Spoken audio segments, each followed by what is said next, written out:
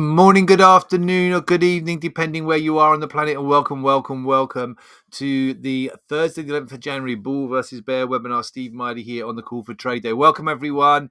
Apologies, couldn't make the webinar yesterday. Back with you, fresh though today.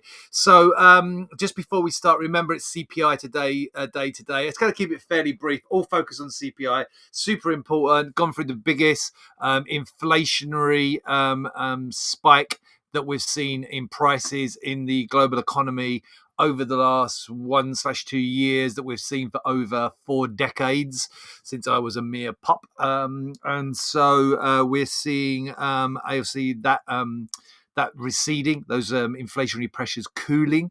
And all focus on that. It's going to be, it's an important day. And to potentially influence the Fed to maybe hiking, not hiking, got hiking in my mind, cutting interest rates maybe as the market's looking for and wanting, which is in March of this year.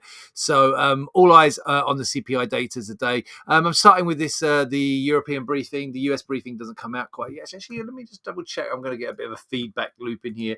How early this the European briefing, go to the right tab. I'm going to hear myself now, I think, unless I've got it off muted, but the actual daily commentary. But over here is the US briefing out here. No, so this is still for Wednesday. They don't put that out till a bit later. Oh, there I am. But the European briefing is enough, obviously, because basically it's what's happened in the European morning up till now. The US briefing's like a recap from the US session in here. So and what we've had in here overnight this morning, Fed Williams flags end of banking sector stress. So that banking sector we had over a few years ago now has been eased, and then JP Morgan pointing to, and I got this article up. Fed rate cuts may be steeper than expected, i.e. Faster, quicker than expected in here. That's but the main focus today is all going to be on the CPI, and the Fed voters get a glimpse of inflation's trajectory with today's inflation numbers coming out. So here's the calendar. So no surprises, the focus here, 1 hour's time, the core and headline CPI data, month-on-month and year-on-year numbers. Expecting on the core data, month-on-month 0.3, year-on-year 3.8, and 3.2 and 0.2 for the year-on-year, month-on-month on the headline data in here. So all focus really on that today. That's what we're looking at. Overnight, late in the session, if you're still trading on the overnight session in here, CPI data coming out, and the trade data, more importantly, potentially, out of China tonight as well. But that's going to be in the evening session, not till 8:30 and then 10 o'clock this evening, respectively, for the inflation data and trade data, Eastern time in here at the US. But in just under 1 hour's time now, we've got the CPI data, all eyes on that. And focusing here on 5 things to start your day. Actually, the main focus I've got is on the other news overnight. This morning, yesterday. Has been the ETF's been approved in here. ETFs on Bitcoin approved by US regulators. Actually, not much of a Bitcoin popped above 47,000, but then not really a significant rally in here.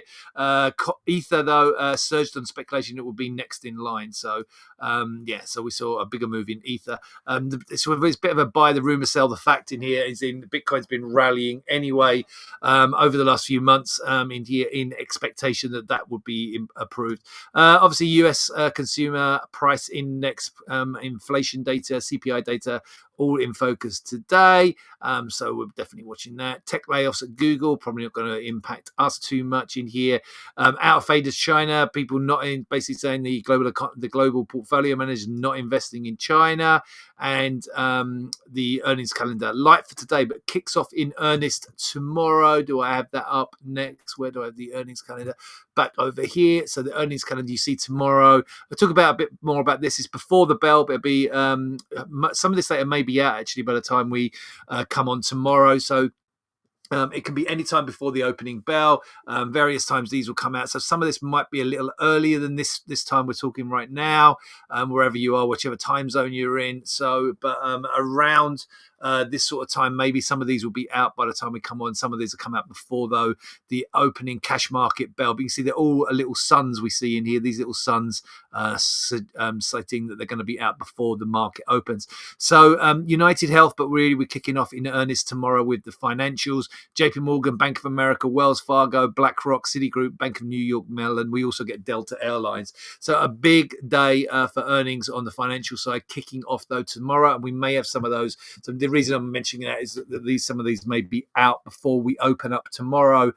Before we come on the webinar tomorrow. So please be wary of those and be aware of those, because we do have, they can impact on the broader market, okay, when they come out, particularly the first few come out to kind of give us an indication, are we going to see them coming in better or worse than expected? So running through a few of the headlines, stocks edging slightly high this morning as we go into the US inflation data.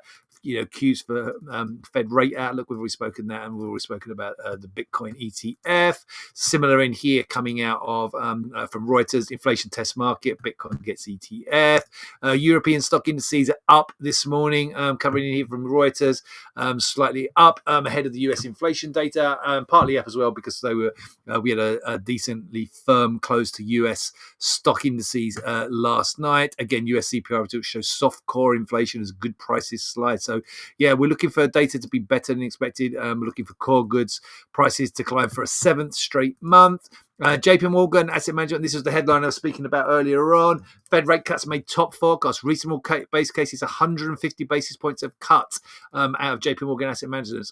They're looking to buy treasuries in the belly of the curve, the 5, 7s and 10-year period. Higher bond prices. They're looking to go long bonds. Higher bond prices equals lower yields. So looking for more aggressive rate cuts, lower interest rates, lower yields in the belly of the curve from JP Morgan. And that should probably, if we get 150 basis points of cuts, should boost the stock indices as well. If we look what we're pricing in, remember we're currently at 525 to 550. Okay, so they're looking for the cycle 150. So what we're looking at by year end, we're looking at 525 to 550.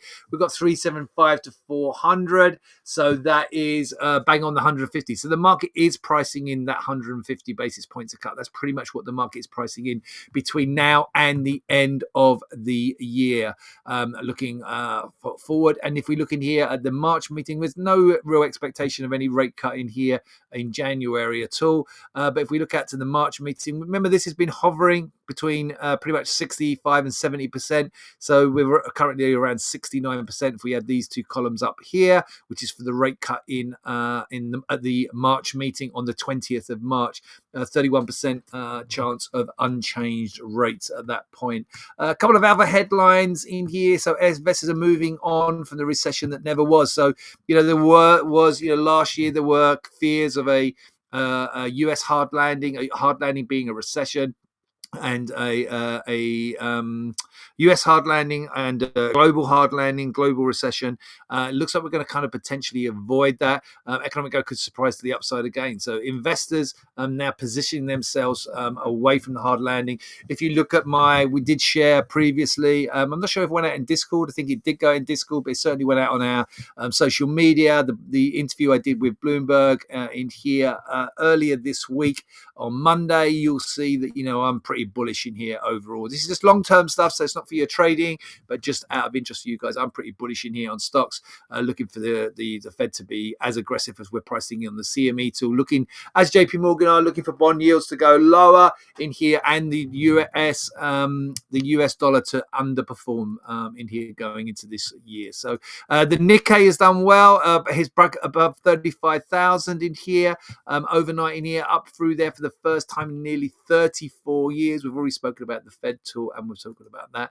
Overnights in here, there's the Nikkei up 1.77% in here through 35,000, first time in over 3 decades. Hang Seng, reflecting China in here, also up. European exchanges slightly higher in here this morning by a couple of tenths. The German DAX and the French CAC. The FTSE 100 slips by a tenth. And if we look at the US exchanges, relatively unchanged for the S&P and Dow in here this morning, but the Nasdaq, the big tech leading us higher, up another 0.3 today and this morning on the overnights on the futures, with us obviously up between 0.5% and 1% on the major exchanges yesterday.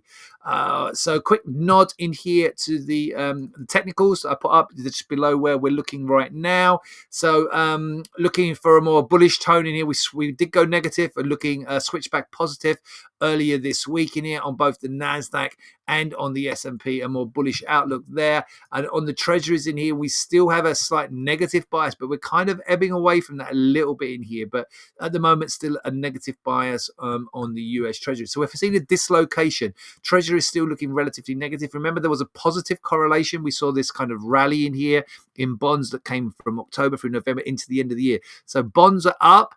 And if I jump back to the stock chart in here, and stocks were up previously. Since then, stocks and bonds both went down. Okay, in tandem, but now we're seeing stocks, bond markets here not really rebounding, staying more on the softer, more negative side, aiming if anything slightly down for lower prices, higher yields, and stocks are particularly resilient, doing particularly well despite that. So if we get any turnaround, if we get bonds in here rebounding to the upside, so watching out for the bond markets, if we get bonds pushing to the upside, so that's higher prices, lower yields, okay, that could definitely see stocks surge even higher. Okay, so for me, we're still looking on the upside, but obviously very, very, very, very, very much dependent on the inflation data today. So as I say here, look, Nasdaq leading the way higher again yesterday, higher again in here this morning, not far off the highs that we posted in here right at the end of December on the Nasdaq. Think that those are potentially the targets we're looking for going into today, up to the high in there, which was from the end of December, up at 17,165. So we're looking up at 17,165 potentially today, depending on the data. The S&P nearly already today has nearly hit the December high. The December high on the March contract was up at 41.5. We've got close to that, but I do think that's a real risk we break up to and through there going into today. Should the CPI data be better than expected, so cooling, if we get any kind of further cooling, so basically in here, looking at the data in here, we want to see these numbers. If we see the month-to-month data on the core sub like 0.2 on the core and sub 0.22 on the month-on-month, or the year-on-year data in here, we've got 3.8 and 3.2 below those kind of numbers in there, could see a really strong, it's going to just indicate that the Fed could easily become more aggressive on their rate cuts, that we're almost certainly going to get a rate cut in March. You would then see the CME Fed tool, we will see this leap higher in here, maybe even look for a bigger cut, maybe even this starting to push higher if we see the inflation data coming the right way, and that will be a fillip for the US stock indices to surge up to those highs from the end of last year. So for me, it's a bullish setup in here, but it will be dependent on the data. If we get anything kind of slightly even in line, I think the market's going to might be disappointed in line. Certainly, if we even pip 1/10 higher on any of these numbers in here, it's going to be disappointing, because we don't want to see the momentum continuing for the cooling of inflation. We don't want to see any kind of stickiness or any kind of inflation creeping back in here. So we're going to get all of that in now. 47 minutes. So keeping an eye on that. It's going to give us the direction for the day. This could be a straight one direction day, right? It could just be boom, either bullish or boom retracement. Okay, so watching out for that. My inclination though would be, if it's only slightly worse than expected, we could be easily down and then up. So my view is either up or down and up, unless this number is very inflationary, okay, unless they're particularly big numbers. If the numbers are particularly big, then it's going to be straight down. But my view would be either up or down and then up. Okay. All right, guys, I'm going to wrap it up there. I'm going to wish you all a great trading day. Take care, stay safe. I'll be back with you with another bull versus bear webinar to pick the bones out of the CPI, see what the expectations are for the Fed, and look ahead to the earnings seasons as it starts to break and those financials, banking sector numbers come in. Tomorrow's TGI Friday webinar. Take care, stay safe. Bye.